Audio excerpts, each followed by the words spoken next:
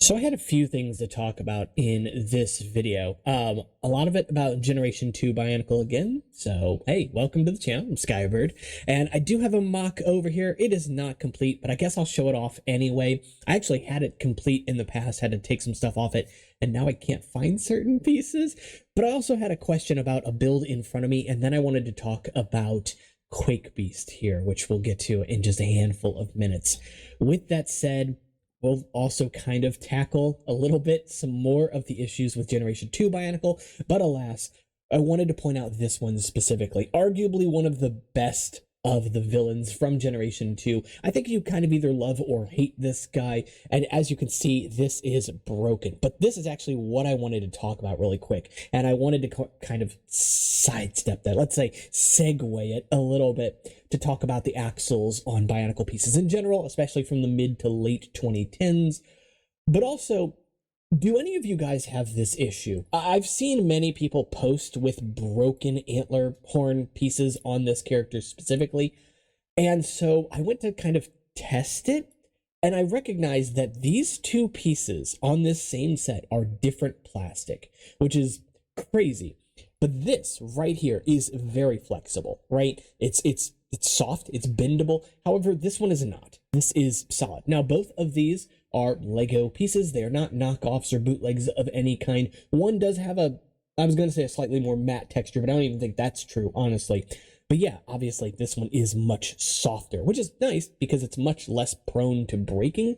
So I'm wondering if that was maybe a revision that Lego had made at some point later, recognizing that the piece was fragile, or if I just happened to get one that was softer. So first of all, let me know, do you have any of this piece specifically, any color that is soft, that otherwise should be made of the same material as this? Or maybe it's the opposite. Maybe this was the revision and it's supposed to be hard plastic. I honestly don't know. It's a really wacky piece. It's very prone to breaking, unfortunately.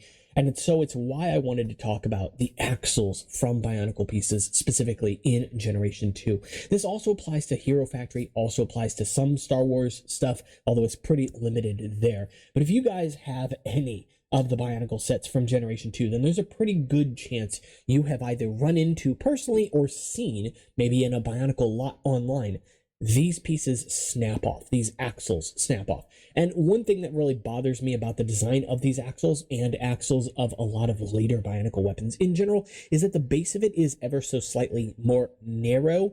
I think there is a specific reason for that. I'm not going to get into it in this video because otherwise we'll be here all day. But suffice to say, it does also lead to that spot being just a little more fragile because it ends up, essentially, if this piece is torqued, for example, if it collides with something and bends backwards, it's going to focus a lot of that force right at the point where the axle is at its thinnest, which is not always a good sign. Now, Lego generally makes pieces with axles built into them out of polypropylene, and the main reason for that is polypropylene in and of itself is a pretty flexible material, at least much more flexible than ABS is. You try to bend an ABS piece, more often than not you're going to snap it, and that's especially true depending on the color because different colors have different properties, right? Polypropylene, because at its base, at its core, it starts out more flexible, means it's often going to handle that flexibility better. And when you've got weapons that are designed to be swung around, designed to hit things, you need them to be flexible because otherwise they can snap. And that's no good. Nobody wants their toy to break in their hand after they shelled out 15 or 20 bucks for it. With that said, though, it is a problem, and it's a problem that's much more notable at the end of Bionicle Generation 1 throughout Hero Factory and into Bionicle Generation 2. Star Wars, as far as I know, really only has like 2 polypropylene weapon pieces that have the axle built in.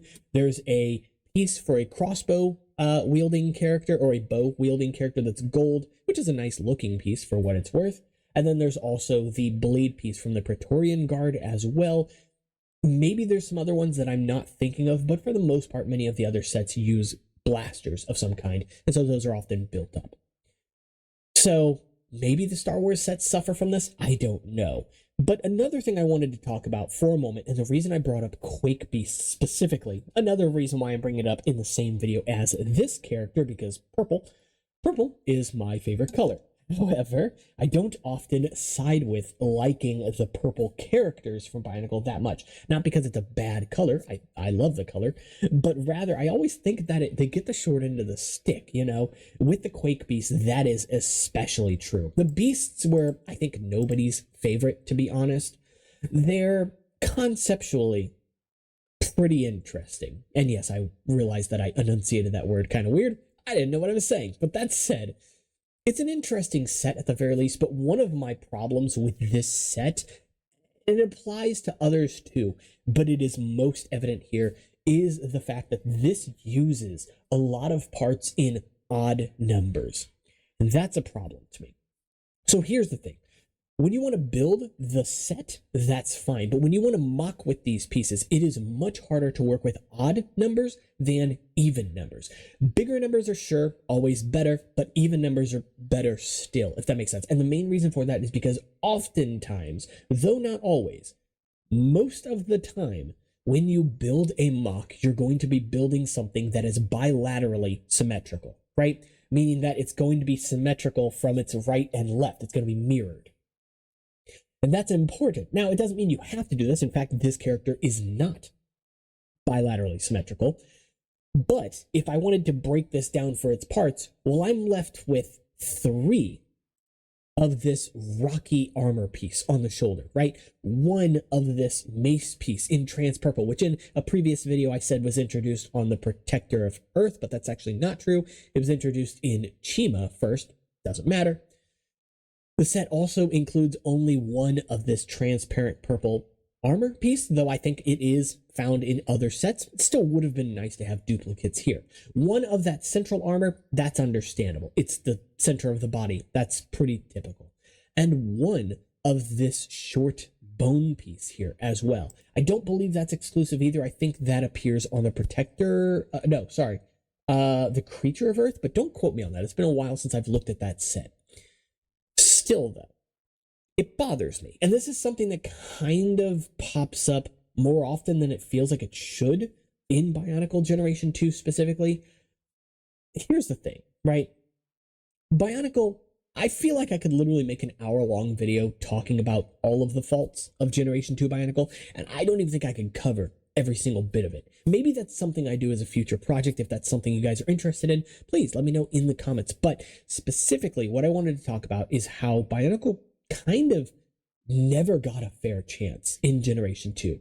That's not to say that Generation 2 was all bad, because I don't think that it was. And I'm much happier than that we got it, that we live in a world where Generation 2 existed, even for all of its faults, even for all the things I criticize. And I know that just because I criticize it does not mean that it is true across the board, because many people also really like Generation 2 Bionicle. For some people, it was even their introduction to Bionicle, which is lovely, in my opinion. But specifically what I wanted to talk about here was sort of like just nerfing sets before they even had a chance to hit shelves. And I feel like maybe the writing was on the wall for Lego too, at some point during 2015. Maybe they expected those Bionicle Master sets to sell better, and I would have thought that they probably sold pretty well, but I don't know what numbers sold or what Lego was maybe expecting from it. Here's the thing. I think that the Master sets are exceptional. They are not perfect, again, and there are definitely directions you can take them that I think can improve the sets, but out of the box, if you had all 6 of the Toa Master sets on a shelf, I think you would be happy with them. I will say the discrepancy between price points of $15 and $20 does leave a bad taste in my mouth, honestly, but ignoring that, just owning the sets, I think you'd be pretty happy with it. The Skull villains, for all intents and purposes, yes, they are for sure more vanilla, more generic, absolutely, but I do think that they do overall some pretty interesting stuff. I love the Skull Warrior set, which you can barely see back in the back there. And yes, I've got him wearing a silver mask right now because I just thought I'd change him up, right? And of course, Skull Basher, as you've seen here. Skull Grinder is also a great set, in my opinion. I do have a little bit of nitpicks with Skull Slicer and, of course, Skull Scorpio, who's quite notorious for those nitpicks. But suffice to say, I think overall, they're decent. Where things start to fail for me is Wave 2. Again, I'm not going to get into the specifics here in this video because I can do that later, and I've already touched on a lot of this already. I'm sorry, I said Wave 2. I guess it would be Wave 3 technically, Year 2, but you get my point. The reason I say it feels like the writing was on the wall is because of the lack of, I almost want to say, confidence that LEGO had in the theme to begin with. Because here's the thing.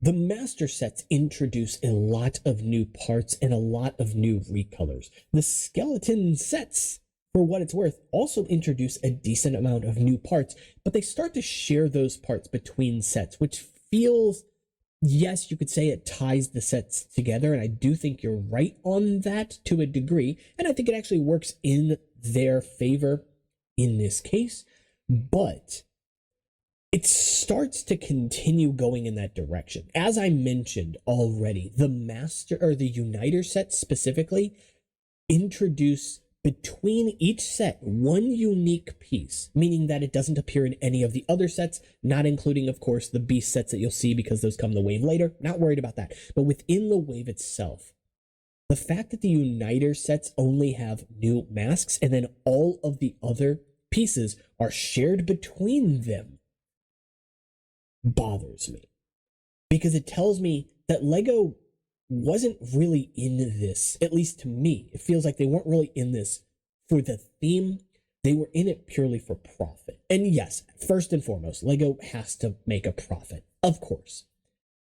But Bionicle is more than that to me and to its fan base, right? We're part of us, I guess, part of the fan base now today is in it to make a profit too, because many people rely on this as a sort of business, as a career. They've been able to turn it into a career, and good on them, you know? But it's also a story for a lot of people, and it's characters for a lot of people. And I feel like we should have picked up on it as soon as the protectors were not given names, at least not originally. Yes, names were given to them later, but they weren't released with names, and LEGO was criticized for it immediately. That should have told us something is wrong here.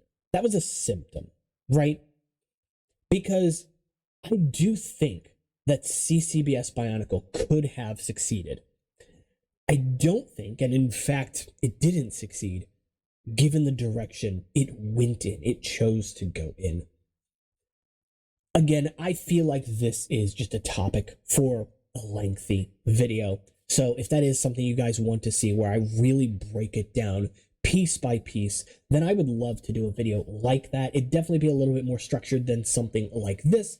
But suffice to say, at the end of the day, remember, having Generation 2, for what it's worth, is better than not having it. It gave us some really great memories and some fantastic pieces. And yeah, it's not perfect. No wave of Bionicle is. But for a moment, there was a little glimmer of hope, you know? When the master sets came out that, oh, LEGO's taking it for real this time.